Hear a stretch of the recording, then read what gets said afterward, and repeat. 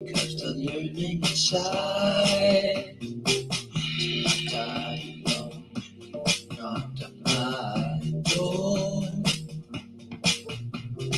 So we talked a bit more. I knew the less I grew, but as God said, you're no. Try to let room and see where it takes you. I had this belief that you were meant for me. As time passed, I felt in my knees. Was it poison or potion to love is whatever it was, made me weak.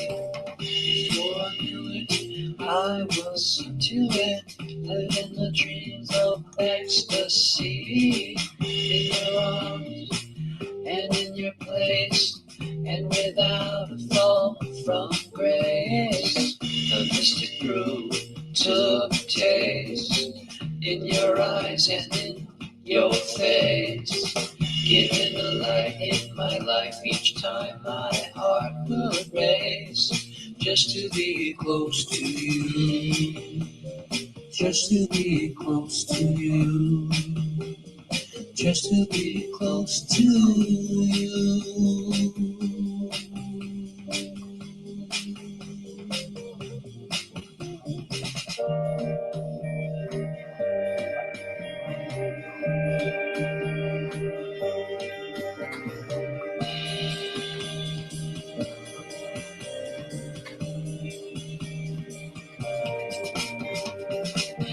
Had this belief that you were meant for me.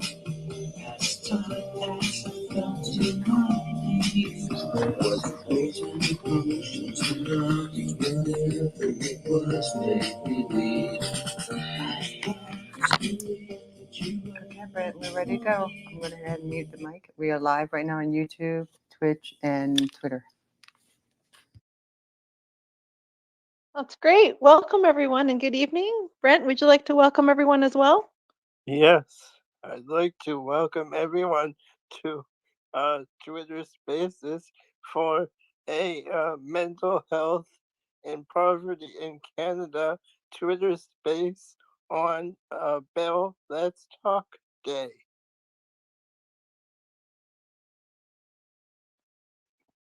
Okay. So how many are we here tonight? Yeah. So I don't know. Has anyone been retweeting the hashtag or sharing the hashtag Bell Let's Talk on social media? Brent, have you been?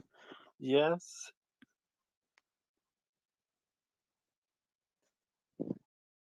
So Brent, what did you have in mind for this evening's space on mental health and poverty? Well, maybe for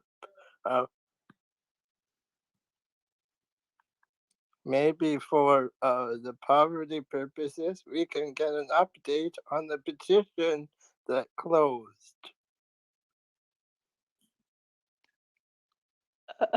Perhaps then, Brent, as the host. Oh, I see Mike has been made a speaker. So, MP Mike Morris, would you like to take the mic? Sure. Hi, everyone. Hi, Brent. Thanks for having me on. For those I've not met before, my name is Mike Morris. I'm the Member of Parliament for Kitchener Centre.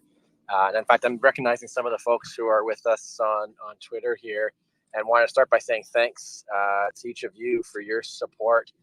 Many of you were sharing and encouraging others to join on this petition.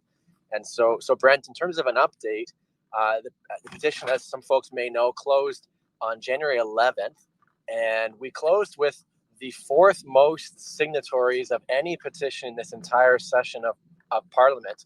Just about 18,000 people signed on, which put us well past all of the goals we set. We kind of kept setting higher and higher ones, and you and others helped kind of have us sail right past those.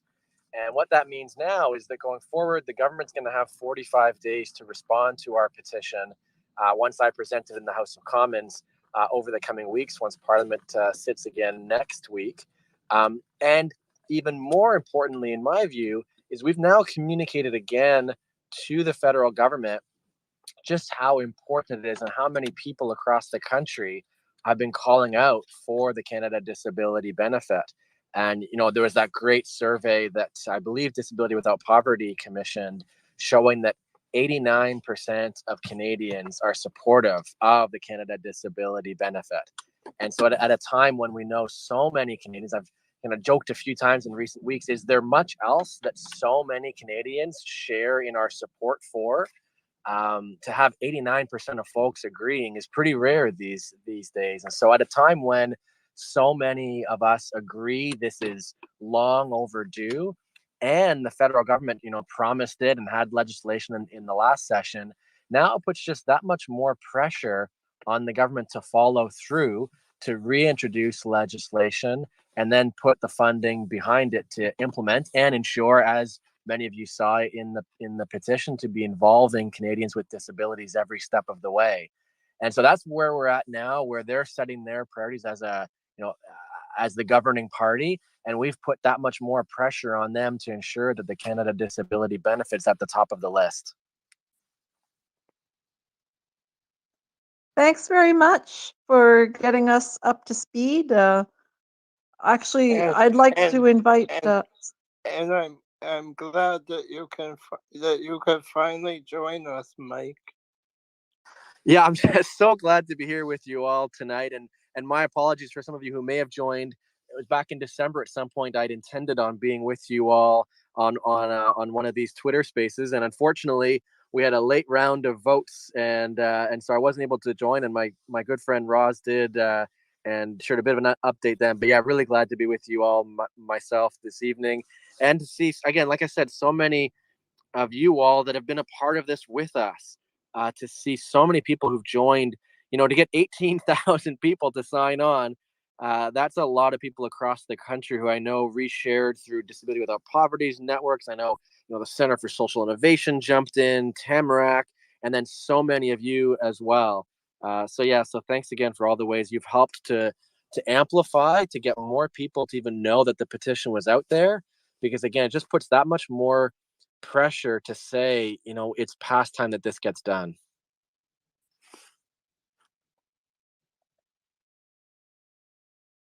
Yes, it's a very important thing to have. And then to have your voices heard. And this is where I really appreciate Amy and Rabia, and so many others at Disability Without Poverty who really initiated the petition in the first place. I just sponsored it as an MP, but have the leadership of Disability Without Poverty alongside us. To me, this is the kind of advocacy we need at such an important time, where we need to make sure that that your voices are heard, so that we end up seeing, many of you may know, it was C-35 in the last legislature that was the beginnings of a framework for the Canada Disability Benefit. And as I'm sure you all also know, that was ended when the election was called in August. And so now with all of your support, I hope you're all going to be watching for when I'm able to share it in the House of Commons. And then even more so is to then keep an eye on the governing party to ensure that they then bring that legislation forward again, because now they've got lots of time. We're not going to have another election, hopefully, for many years from now still. And so they've got lots of time to have that, not just at first reading, but to move it right through to royal assent, and then again to fund it and get this done. So that's why I say it's such an important time at this early stage of the 44th Parliament, to not just talk about the Canada Disability Benefit, but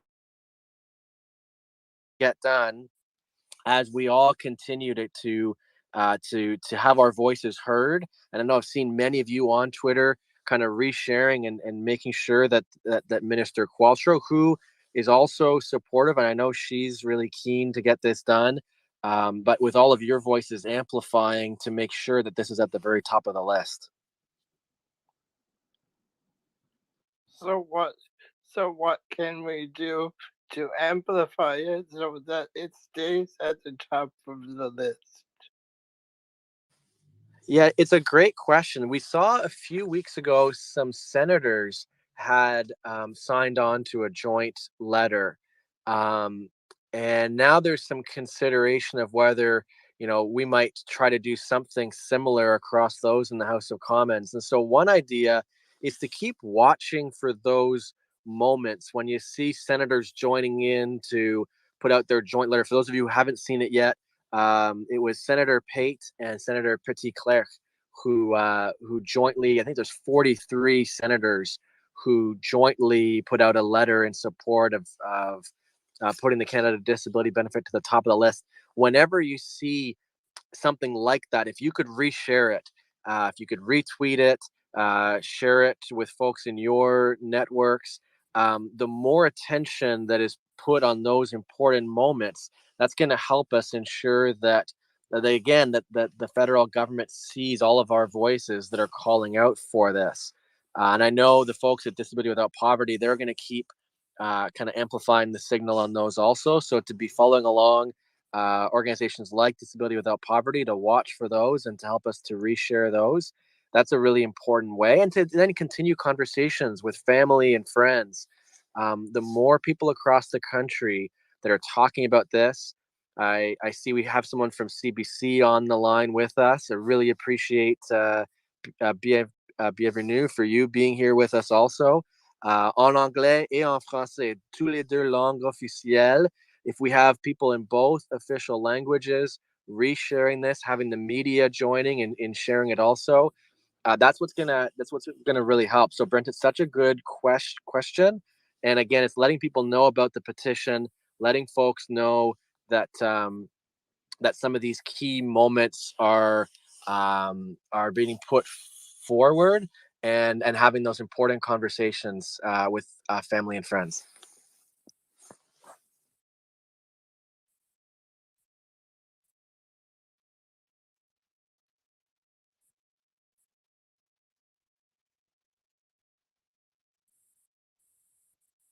Brent, did you want to invite anyone to speak? How about Rabia? No, but it is very important that we amplify it and that we retweet anything we see about it.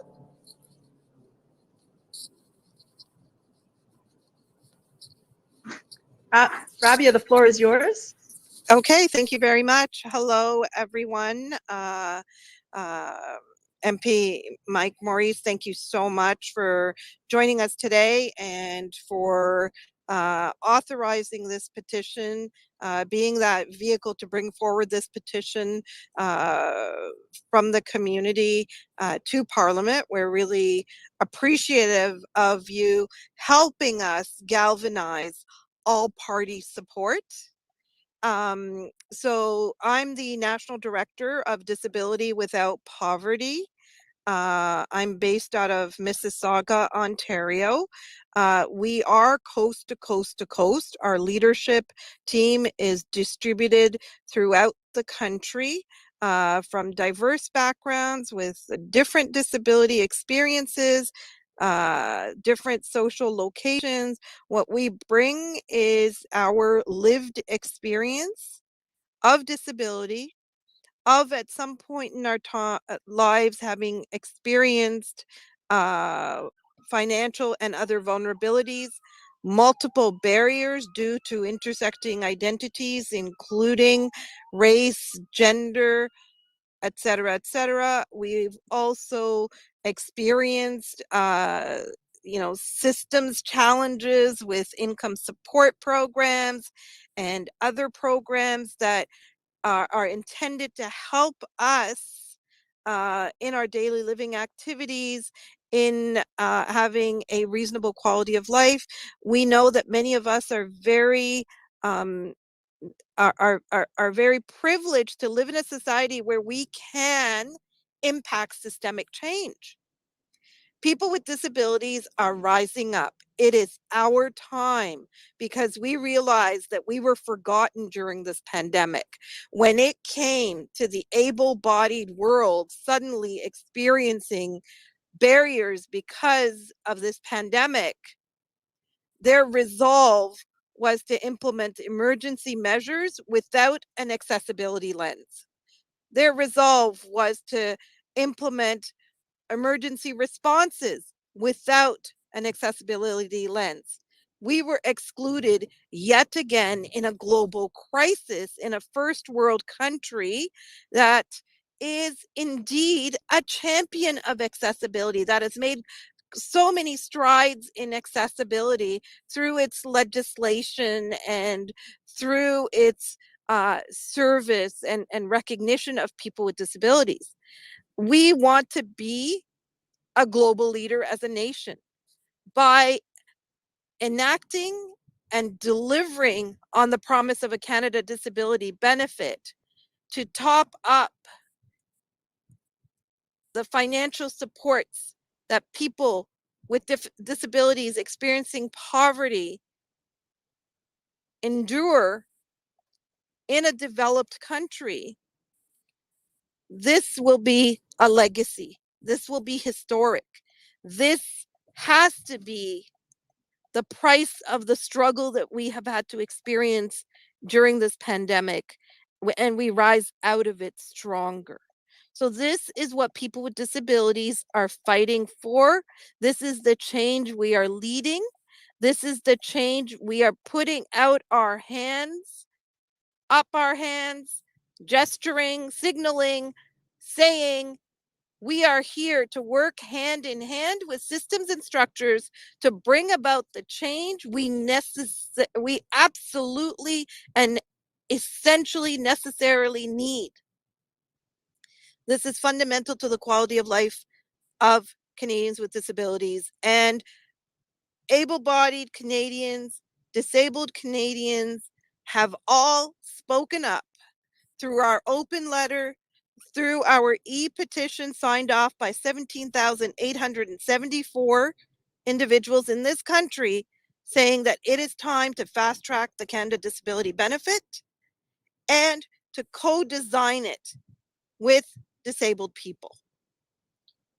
We are ready, we are able, we are skilled, we have the experience. Listen to us, work with us, and let's leave a legacy beginning as soon as possible for people with disabilities. A 3-year consultation process is unacceptable to the disability community.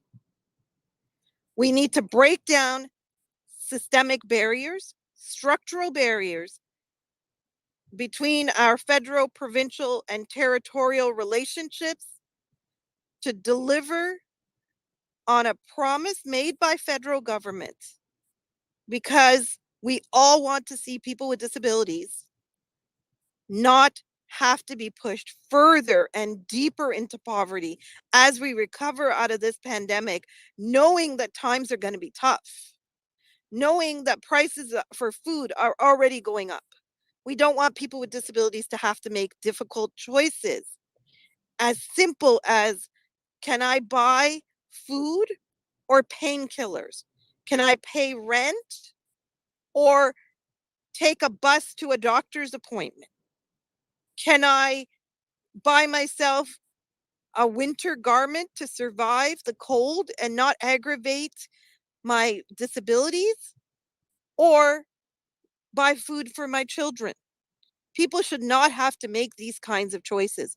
And people like Madeline should not be compelled to consider medical assistance in dying legalized by our parliament as an option to face off with poverty. So again, Brent, I'm very appreciative of this space that you have created for these conversations. I'm grateful to everybody who is joining and listening. Tell us your stories, people with disabilities in Canada. We want to hear your stories, your lived experience of poverty and disability. We can work with you to retell your stories. Stories are what are going to win the hearts and minds of people in positions of power, because this is not a test of power and privilege. This is a test of values. Who are we fundamentally as Canadians? Do we genuinely embrace people with disabilities and their rights and liberties and basic human needs? Or do we just pay tokenism to these issues and just do symbolic photo op gestures? Let's Well, do right by them. I think what we need to do to get this bill implemented is we need to hold the government accountable.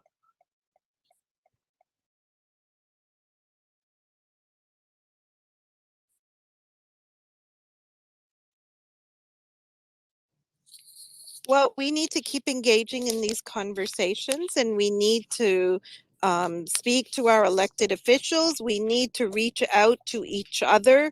We need to work in hand with this growing movement of disability without poverty, from British Columbia to the Yukon to Nunavut to Newfoundland to New Brunswick to Quebec to Ontario to Alberta, Saskatchewan, and every other province in between.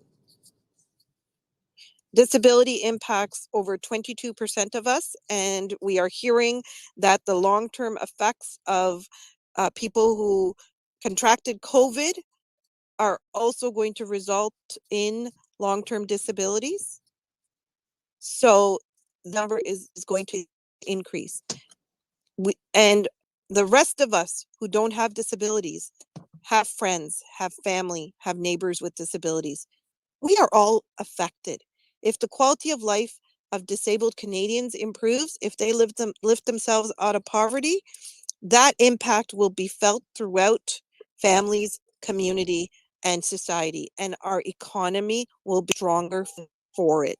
We will be stronger as a nation for it. So we have to put all our voices together, and we have to champion the involvement of people with disabilities and fast tracking this benefit. People need this money, and they need this money now to eat and to live. And you can move mountains when you want to, government. We saw that when we moved rapidly to get CERB into the bank accounts of working age Canadians with very little checks and balances. So we can look at the checks and balances. We can look at systems and structures.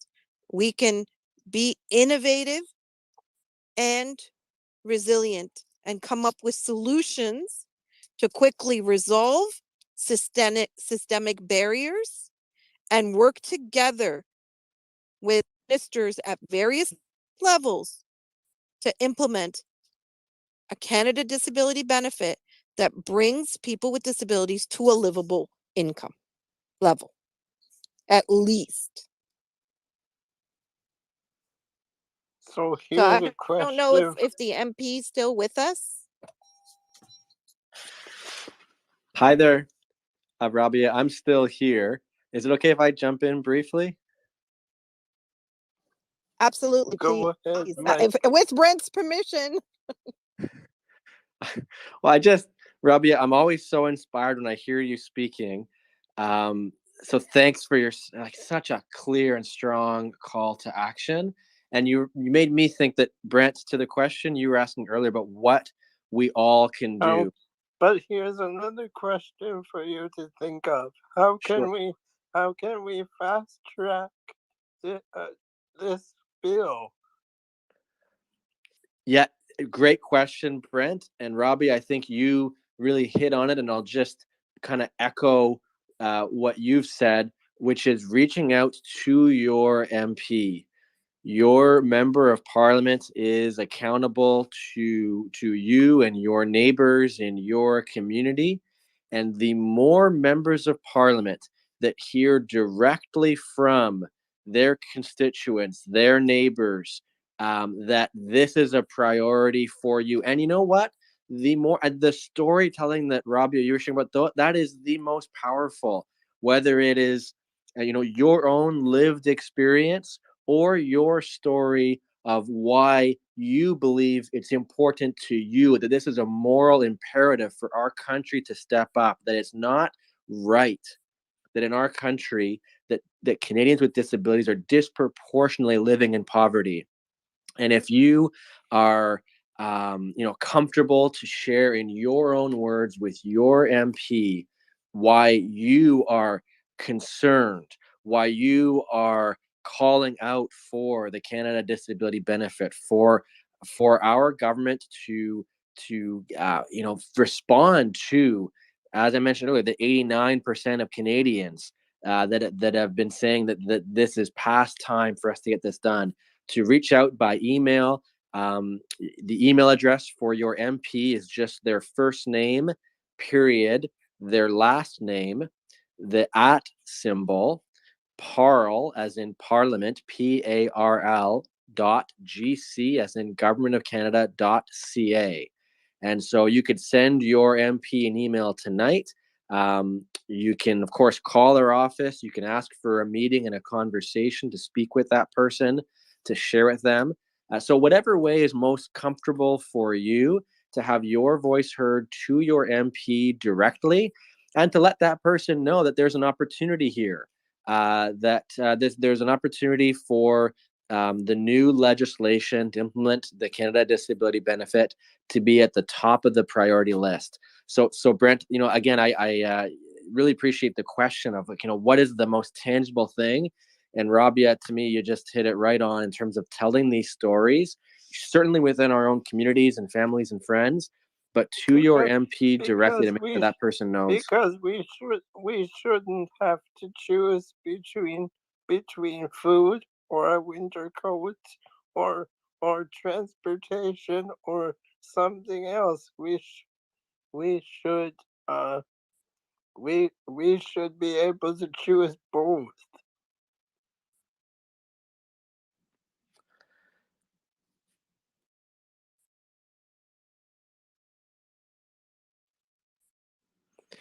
Yes, Brent, I couldn't agree more. And the more that your MP and others across the country hear from those with lived experiences and allies that are standing alongside them to say that that's not right, that these are impossible choices, that people are being put into unreasonable positions to have to make, that's only going to help this even happen that much faster.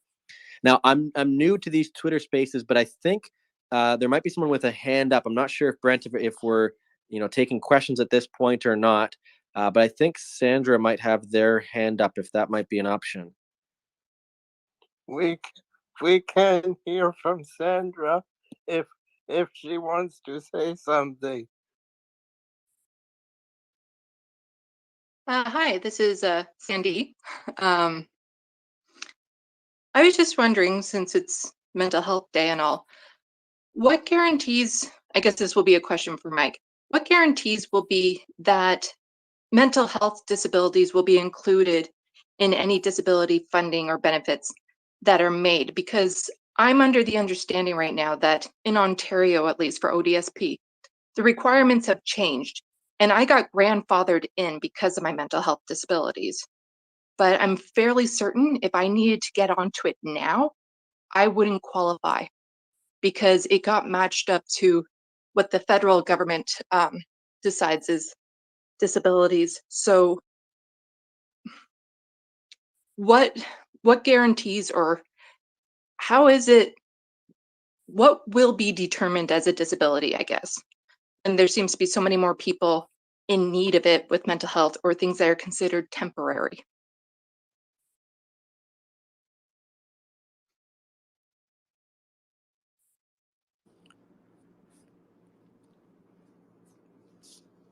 Sandy, assuming that question might be directed to me, first of all, it's great to hear from you again, and to have you join us here tonight. Thanks for being with us, and thanks for your advocacy as well. But this is why it's so important. This is why writing the petition that Disability Without Poverty put forward, there's the two points. One is calling on the federal government to fast track the design and implementation of the Canada Disability Benefit. The second is to involve Canadians with disabilities every step of the way.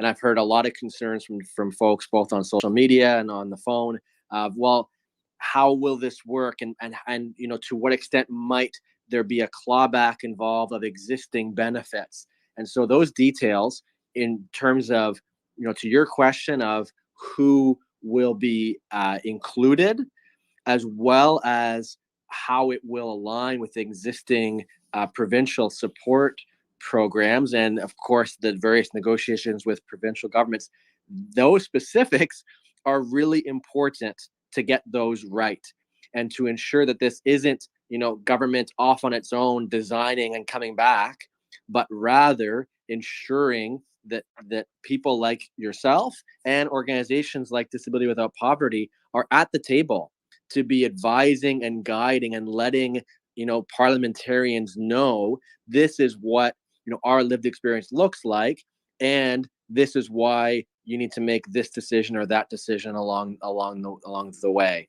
And again, for this to be informed by those voices. So this is not a win once we have announced a bill on the floor again.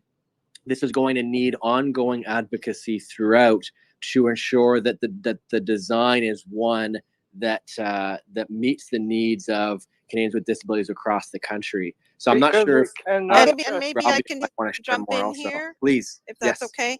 Brent, is that okay? Can I jump in here? Yeah, It's but Rabia. before you go, Rabia, I was just gonna say something.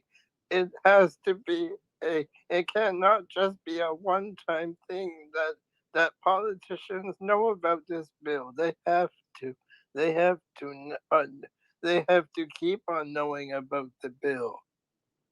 Yes, yes. And the thing is here, what we're advocating for is, the reason we're advocating for joint design is we want to be at the table when the criteria is set for eligibility.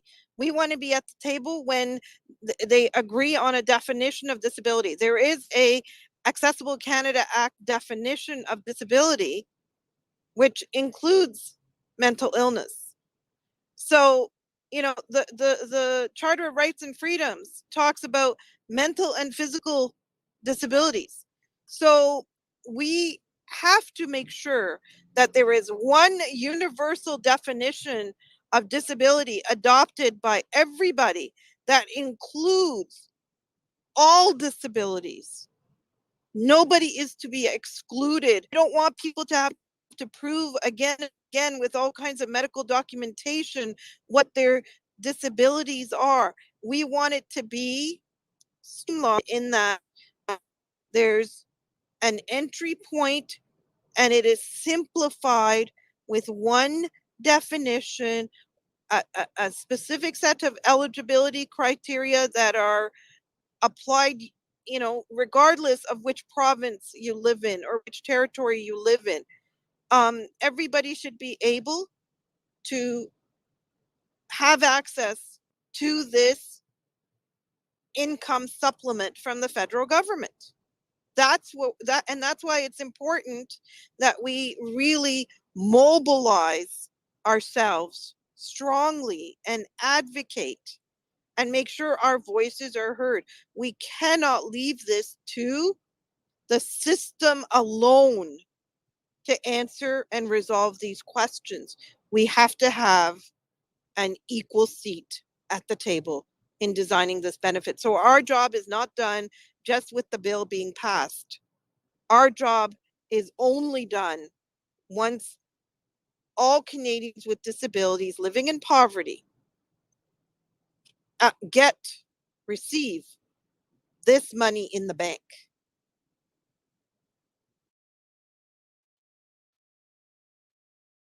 I was wondering if you, Rabea, if it's okay, Brett, can I ask her a question? Yes. Thank you. Rabea, what I want to know in Canada, how do they, like if somebody has ADD or ADHD as a disability, I know here in America, you don't necessarily qualify to receive federal funding for that kind of disability unless it's severe enough where it stops you from, say, if you're an adult to go to work, or if you're in school, if you can still keep your grades up because they're on the medications. So I'm just wondering if Canada has it the same as the US. I do know of people that do have ADD and ADHD that have qualified. I don't really understand the distinction that our own government makes as far as who gets and who doesn't. But I also know that here in America, there are people with disabilities that does not necessarily qualify them to become or to get a disabled placard, whether physical or mental, even though they may have what's considered a mental disability, but it's not severe enough where it's going to hinder the person either to go to school and learn or to work. Right. I hear you with your question. I don't know how the American system works, my friend. This is Rabia. Here, what we're advocating for is as clear a definition as possible that conforms with our human rights tradition and our Accessible Canada Act and our charter that allows the most people with disabilities as possible to qualify for this benefit who truly need it, who are living in poverty today. So it's basically you kind of looking for what somebody had ran in America, didn't win, a UBI, a universal base income. Could that be a possibility to put that in your bill in Canada that if they're living in poverty, Yes. they're guaranteed X amount of dollars direct deposited? Basically, that's the kind of thing we're trying to do specifically for people with disabilities, a livable income for people with disabilities. That makes perfect sense.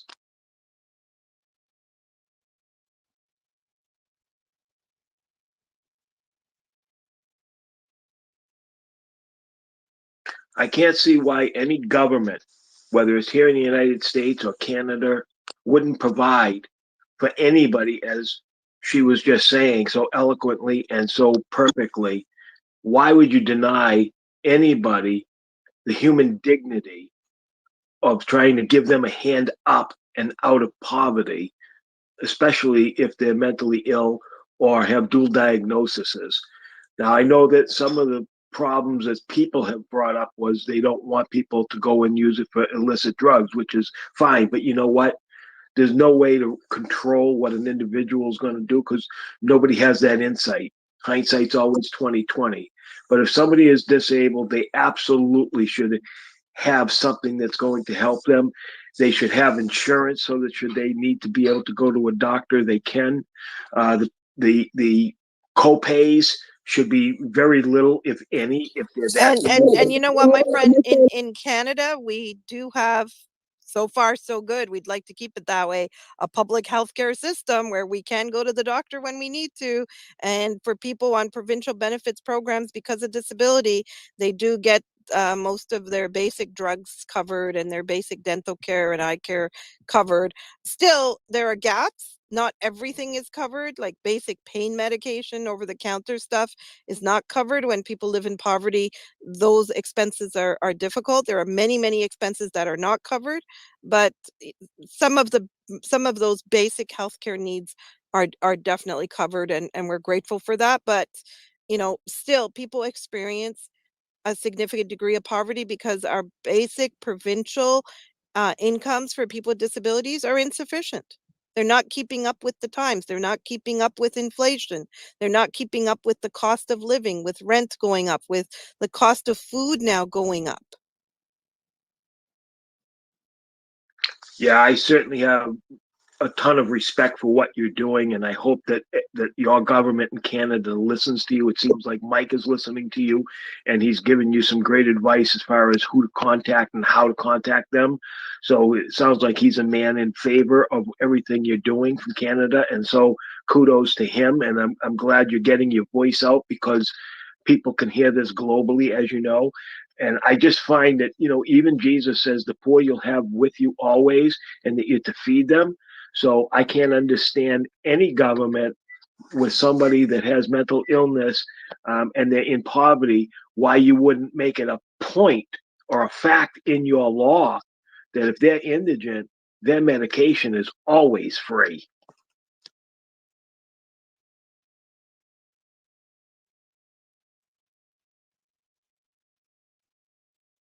Leanne has her hand up. Does she have something to say?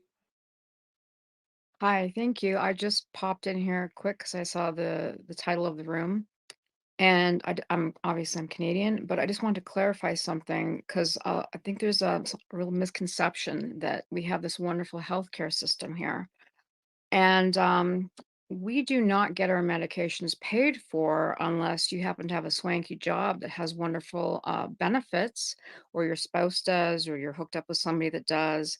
Otherwise, it's out of your pocket. I can tell you this because I had a pretty swanky life up until a few years ago when I was brave enough to file for divorce, and I lost my health care or my benefits because of the dick that I was married to. And I was paying for very expensive medications out of pocket, and people found that kind of hard to believe. So there is this thought that Canada, we just snap our fingers and we get what we want. That's not true. You have to have coverage through companies, or you pay for an extra coverage, which is ridiculous. It's exactly like what people in the States have to deal with. And also, as far as seeing doctors, I can tell you that we are having a nightmare here. My GP of 20 years quit because she couldn't take it anymore with what was going on with COVID. My brother was an ER doc for 30 years, and he was fired this past summer because he said, "What the fuck?" And he worked in a huge hospital for many years. And so we are losing great medical people. I have an internist that I needed to see every 3 months, so I haven't been able to see him. Um, for my regular care, I have been treated for Lyme and like immunocompromised shit for gosh, a decade. And I had my life like pretty much together, and I cannot access my doctor. So we have a real crisis here in Canada. And again, I'm only speaking for Canada. And I just want to burst the bubble. If anybody thinks we just sit back, and also if you need to test like an MRI because you got a bad pain somewhere, sometimes people wait 8 to 10 months and they have cancer. And unless you have 2 grand to pull out of your pocket to go.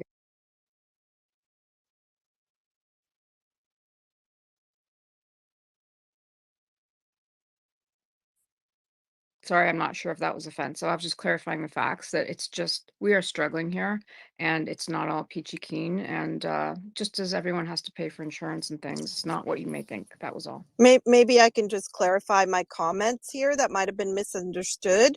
Oh, I was People, gonna say I didn't hear it all. I just want to tell you yeah, that I wasn't yeah, coming in yeah. here to No, judge what you said. just Sure. Yeah. clarifying. People Yep. who are on programs like the Ontario Disability Support Program have a component of prescription drugs that are covered.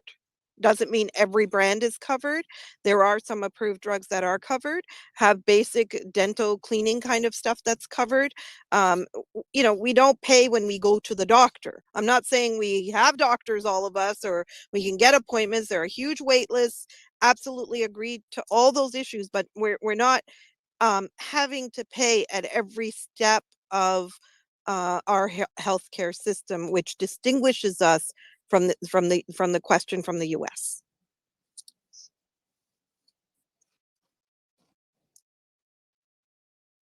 Mike, you have your hand up. Would you like to say something?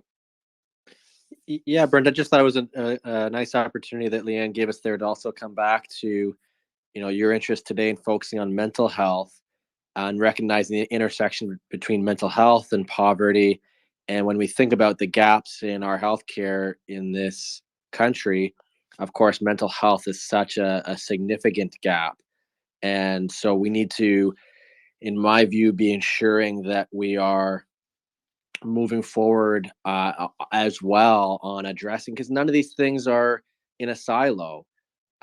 It's same when we talk about housing, the need to address the housing crisis and the exponential growth in the cost of housing, that and the anxiety that that's causing so many people of all ages, and in particular those living in poverty.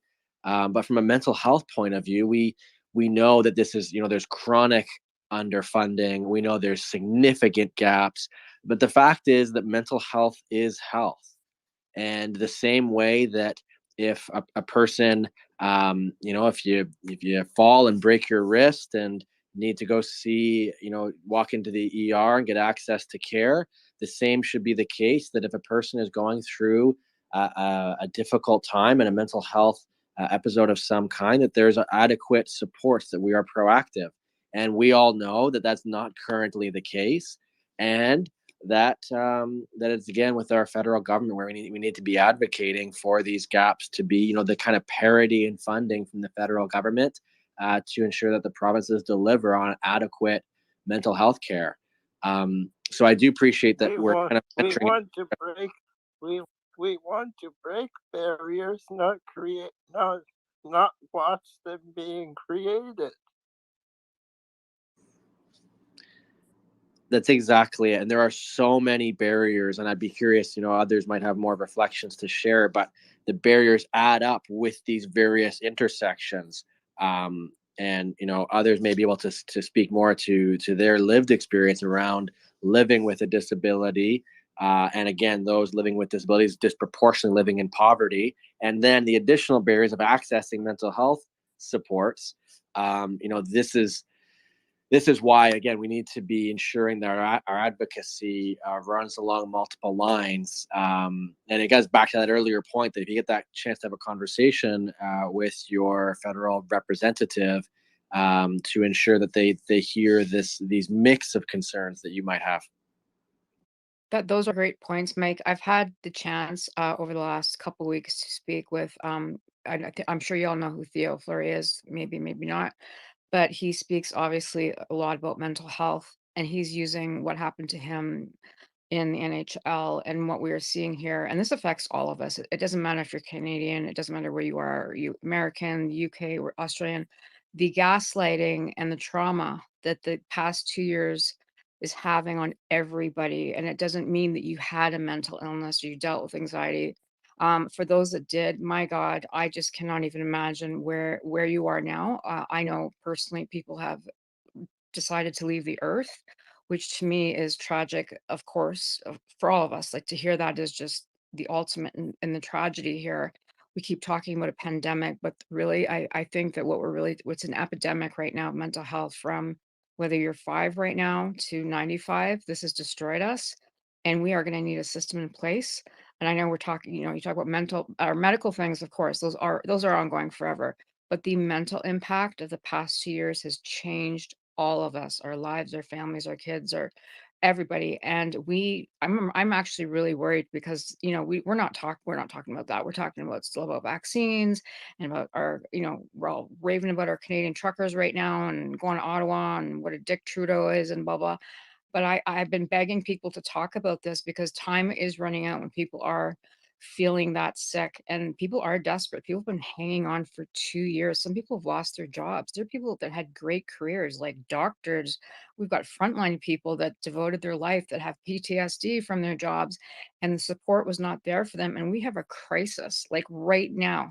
And I don't even know how long you can pretend that's like, I know people are still just trying to get through today. We got to pay our bills, right? And we're trying to like be political and be like talk about the vaccine, but like for real, this is pressing stuff. Because when you hit that line and you go that way, it's over. And what is in place? It's going to be a freaking disaster. And I sound like a negative Nelly, but I feel like, obviously there's many components, like you said, to this, but what is in place? It's like people don't want to say we're not going to have to set up shit for this. We need to have support no matter what, because people are not going to ever be okay again. And that's a really frightening thing to think about for the future, for our kids, even if you're an adult. Actually, kids don't have anything going for them if their parents aren't okay as well. As I keep saying, like, what about the parents of the kids?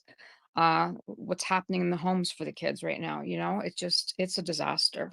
So yeah, this 2 years is just whew.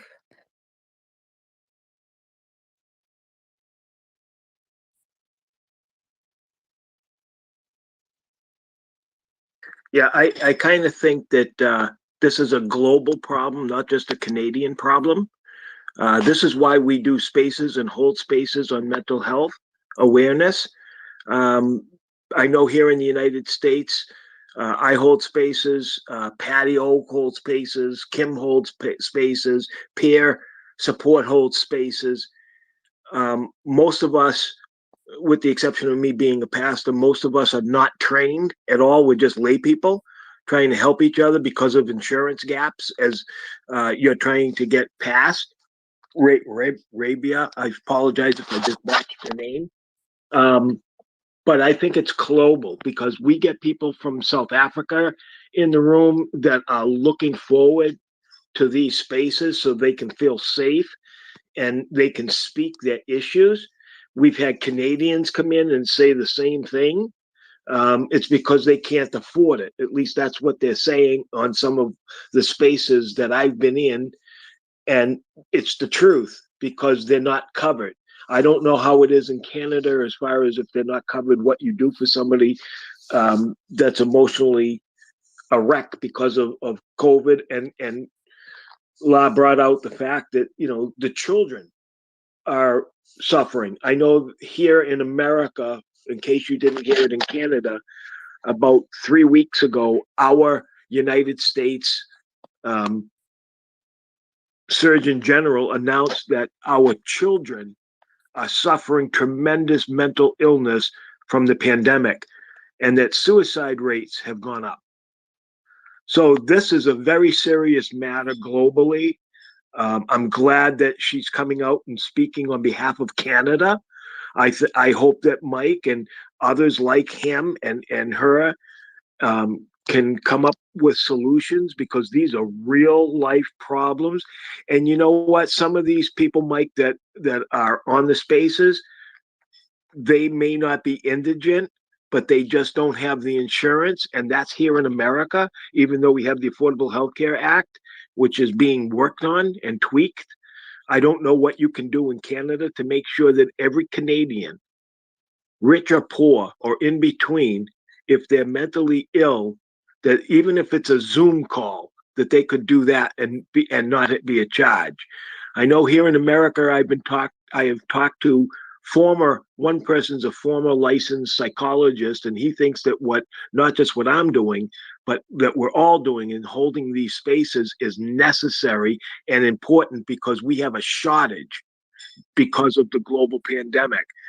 Doctors and nurses, unfortunately, are just as human as you and I, and they have caught it and passed on as well.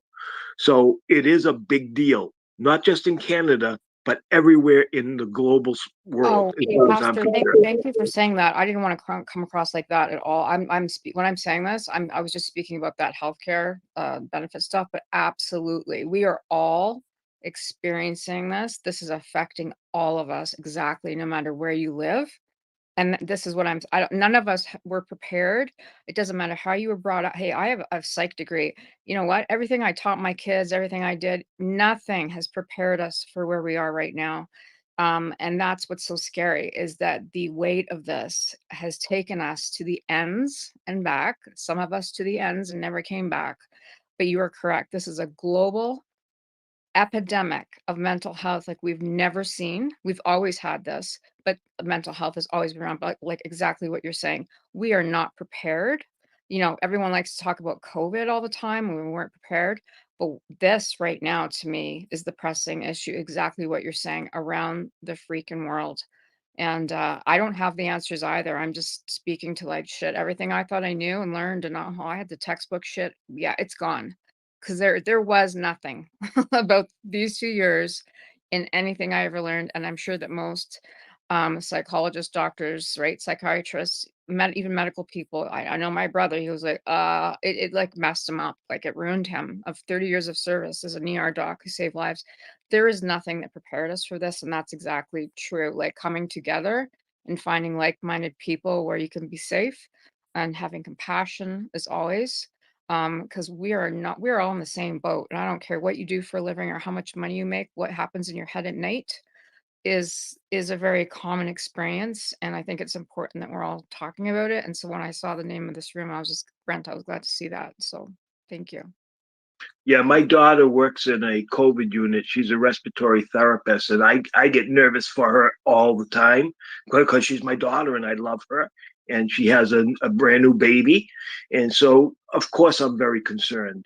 I'm concerned about all the nurses and the doctors and all the firefighters and police officers that are frontline that respond and see all of this stuff and risk their life literally every day, not knowing if it's a COVID patient or not that they're picking up. And if they do know it's a COVID patient, whether it's here or in Canada or anywhere else, you know what? They're taking a risk to save your life, and they should get some sort of award as far as I'm concerned.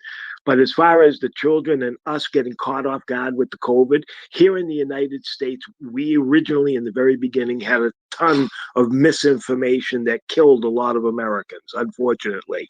But I'm not going to go into that aspect of it now.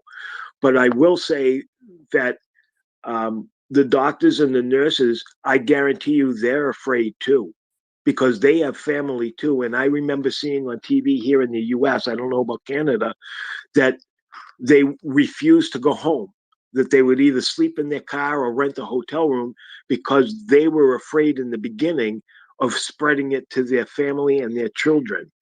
So this is a big pandemic. And if we as adults are frightened by this, and I believe the vast majority of us are frightened by this, and rightly so, because it's such a deadly disease if you catch it and you're not vaccinated.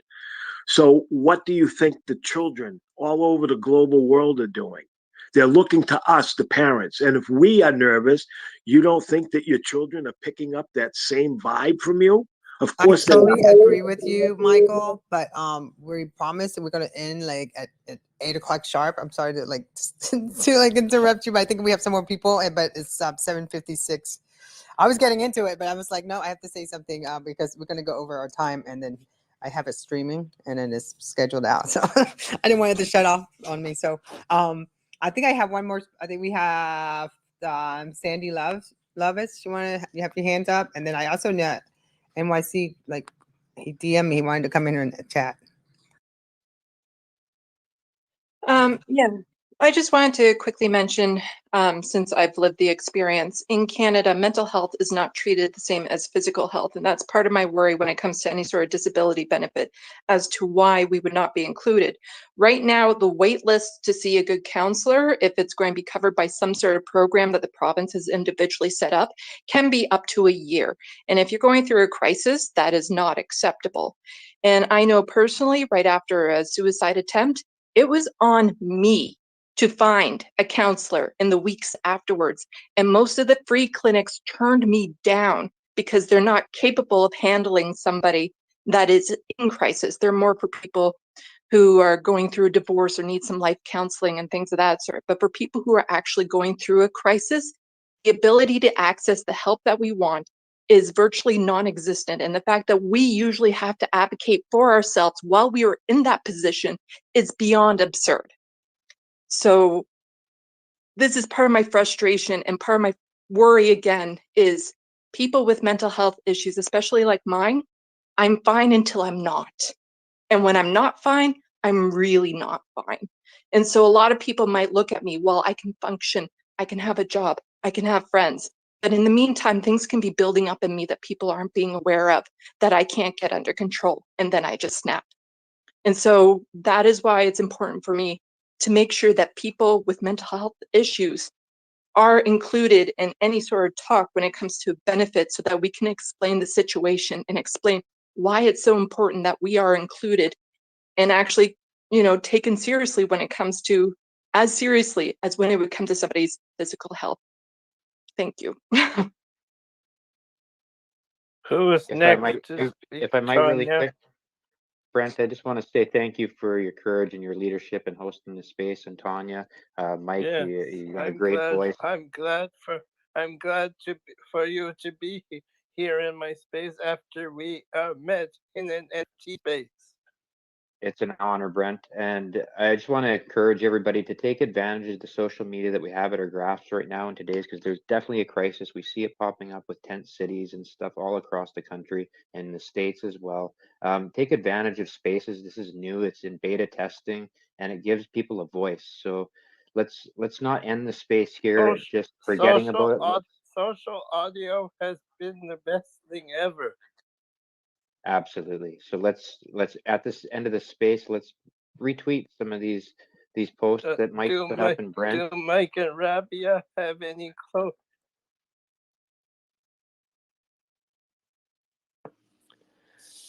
Just my brief thanks. Mike and Rabia.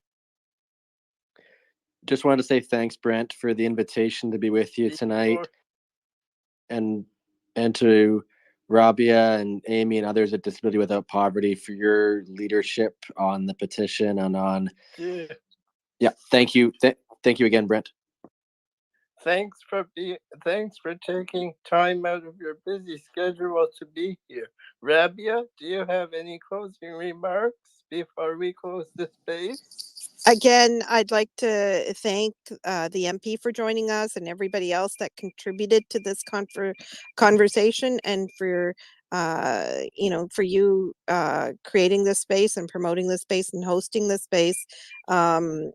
Absolutely, we have to work together, whether we have physical disabilities, sensory disabilities, mental health related disabilities, or psychiatric disabilities, learning disabilities, agility or pain related disabilities, whatever type of disability we have that impacts our daily living activities, our ability to participate fully in our society, contributes to the barriers that we face. We have to work together, because if we achieve this one benefit as a livable income for people with disabilities, we can achieve much more as long as we do it together. So there's power in working together. Nothing about us without us. Thank you. We have one more request. Brent, did you want me to go ahead and let her speak? I would be happy to. Hi, folks. My name is John Reddens. Yes, you can, Tanya. Yeah. Go ahead, John. I'm from Ottawa South. Mental health. The last few weeks, I've been really anxious because I haven't worked since December 12th. I'm on disability supports here in Ontario. Me and my wife are actually, and our we're not making the extra $200 a month because we haven't been working since December 12th, and that won't affect us until March. In recent weeks, I've been outspoken on CBC, Global News just yesterday, and what was the other one? And CTV News about how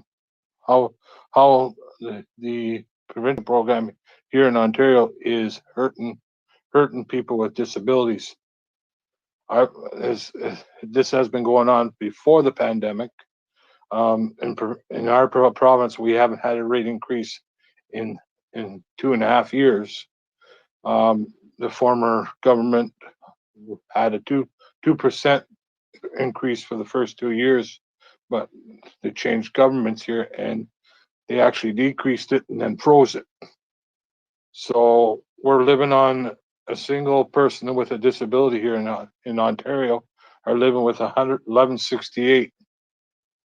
A bunch of us got together maybe about 1.5 years ago and created a Twitter account called ODSP Poverty. We didn't know how it transpired in the last few years, and it has spread.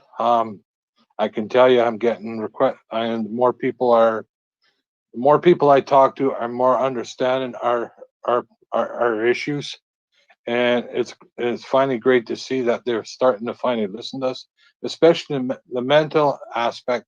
I find it relieving that I'm able to talk to the press, and it takes some of the mental fatigue of suffering day to day on this issue of living in poverty, and I encourage to keep pushing the disability benefit. I won't stop phoning my MPP and my MP, David McGinty and John Fraser. I keep pushing them. And I also have direct contacts with several MPPs here in Ontario. So I just want to keep pushing them and pushing them. And sometimes it just burns me out, but I was warned by a previous NDP MP that it's gonna wear you out, but you got to keep doing it. Got to keep doing it. Keep pushing. Keep pushing. Keep pushing. Thank you.